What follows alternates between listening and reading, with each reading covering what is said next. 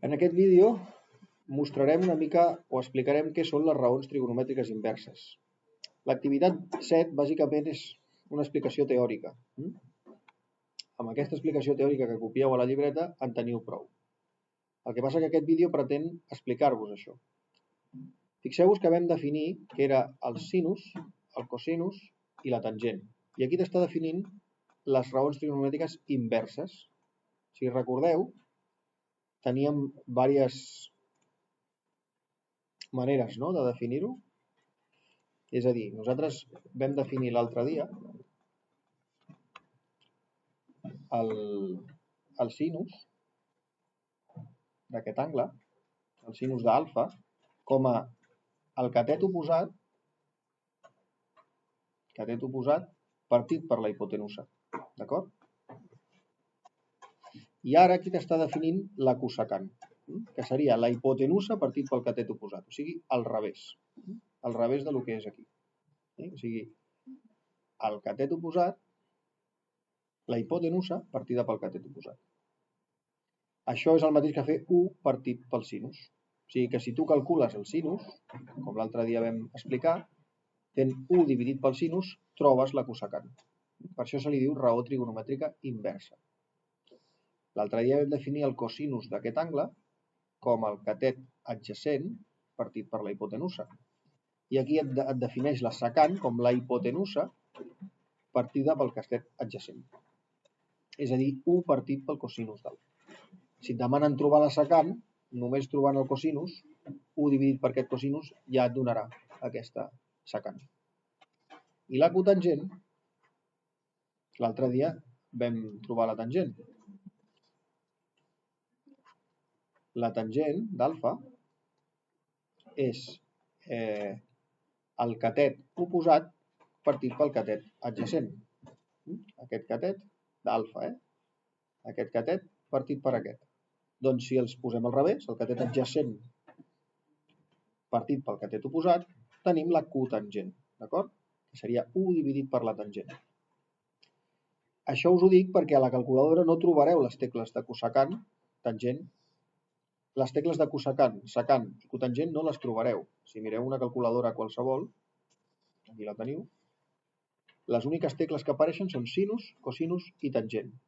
I molta atenció que quan feu shift sinus, això no és 1 partit sinus, sinó que aquesta funció es diu arc sinus, d'acord? La calculadora, quan es refereix a això, quan la calculadora fa això,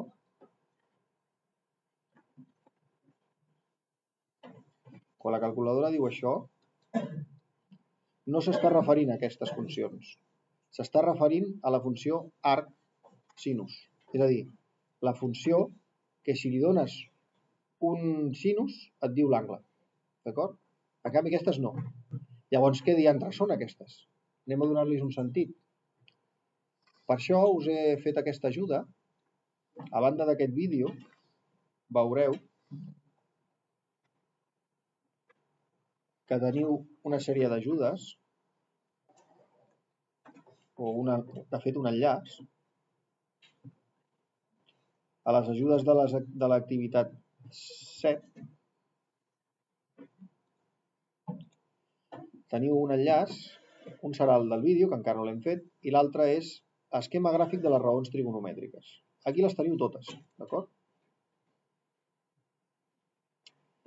I aquesta és una idea d'un triangle, del qual puc moure l'angle. Veieu? Jo puc moure aquest angle alfa, que és aquest d'aquí, i ampliar i distorsionar la imatge. Però veieu que les raons trigonomètriques mai canvien.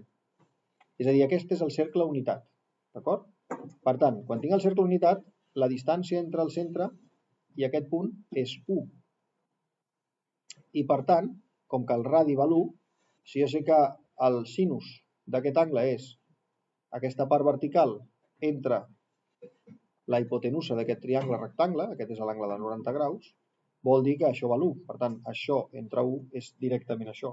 Per tant, aquesta part vermella és el sinus.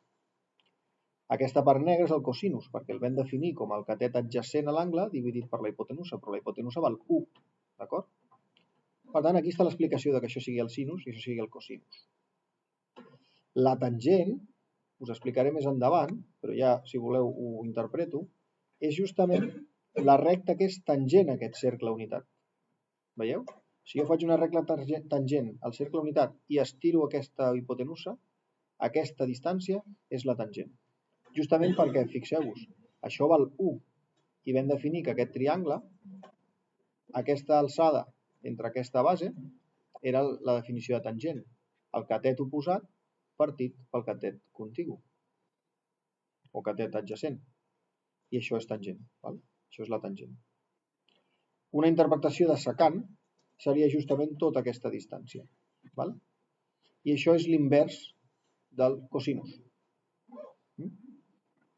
Una interpretació de cotangent seria la distància de completar aquest triangle. Si agafem aquest quadrat unitat i li afegim aquí sota del triangle aquest i allarguem aquí fins que es trobi amb aquesta recta, la distància entre el centre i aquesta prolongació se li anomena cotangent. Cosecant, perdó. Secant i cosecant. D'acord? I de la distància entre el centre de la circumferència i aquesta extensió se li anomena cotangent.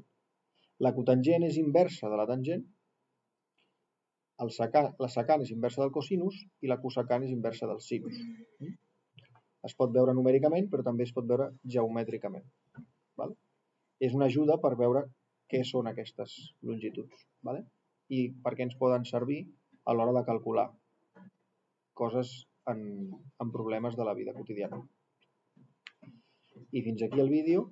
Espero haver-vos ajudat.